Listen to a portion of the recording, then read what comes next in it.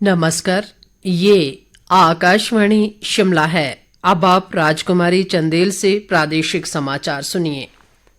केंद्रीय सूचना व प्रसारण मंत्री अनुराग सिंह ठाकुर ने अध्यापकों को शिक्षा में आधुनिकता को अपनाने का आग्रह किया है ताकि बच्चों का संपूर्ण विकास सुनिश्चित किया जा सके। अनुराग ठाकुर आज हमीरपुर में एक से श्रेष्ठ डिजिटल कक्षा कार्यक्रम की शुरुआत के मौके पर बोल रहे थे। उन्होंने इस मौके पर हमीरपुर जिला के 140 एक से श्रेष्ठ केंद्रों के अध्यापकों को लैपटॉप और 2500 बच्चों को स्कूल बैग कम स्टडी टेबल प्रदान किए। इस कार्यक्रम का आयोजन हमीरपुर जिला के हर गांव और हर घर तक एक से श्रेष्ठ अभियान के माध्यम से शिक्षा पहुंचाने के लिए किया गया।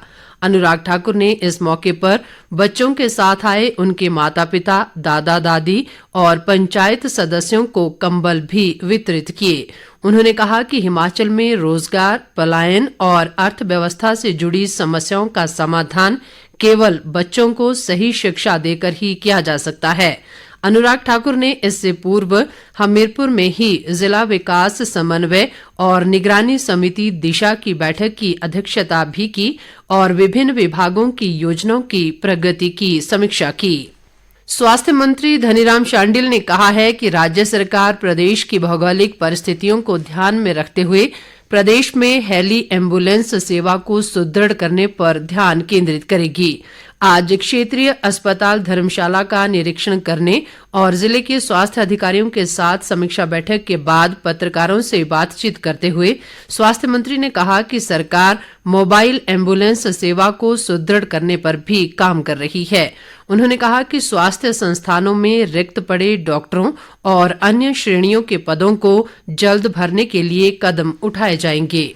प्रदेश कांग्रेस अध्यक्ष प्रतिभा सिंह ने पार्टी के वरिष्ठ नेता राहुल गांधी की भारत जोड़ो यात्रा में भारी संख्या में शामिल होने के लिए प्रदेश के लोगों, नेताओं और पार्टी कार्यकर्ताओं का आभार जताया है। प्रतिभा सिंह ने आज शिमला में एक बयान में कहा कि यात्रा में उमड़ रही भीड़ ने साबित कर दिया है कि देश बदलाव की ओर बढ़ रहा है। उन्होंने कहा कि राहुल गांधी की भारत जोड़ो यात्रा देश में आजादी के बाद एक ऐसा बड़ा अभियान है जो लोकतंत्र की मजबूती और देश में आपसी भाईचारे को सुदृढ़ करने की दिशा में आगे बढ़ रहा है।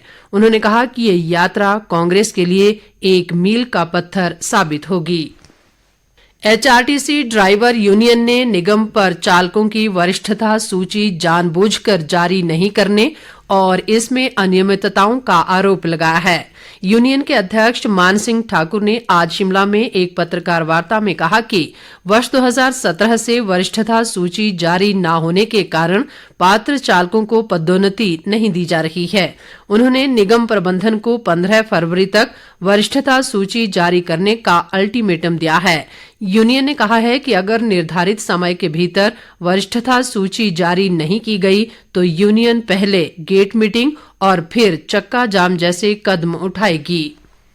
ऊना जिला में बिना परमिट और वैध दस्तावेजों के सवारियां ढो रहे प्राइवेट बस ऑपरेटरों के खिलाफ क्षेत्रीय परिवहन अधिकारी ने अपनी कार्रवाई तेज कर दी है।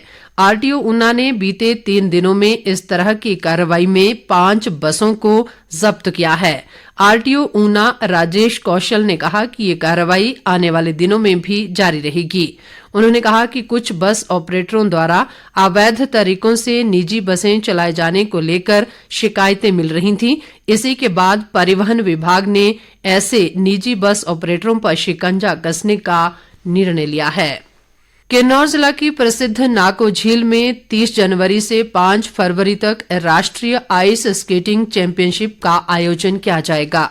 किन्नौर जिला परिषद सदस्य शांता कुमार ने बताया कि नाको स्थित अंतर्राष्ट्रीय मापदंडों वाली प्राकृतिक झील पर पहली बार ice skating association of India, Himachal Pradesh ice skating association और Pargyul ice skating club Nako संयुक्त रूप से इस राष्ट्रीय प्रतियोगिता का आयोजन कर रहे हैं।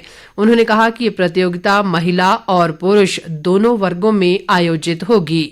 इसके साथ ही ये समाचार बुलेटिन समाप्त हुआ। नमस्कार।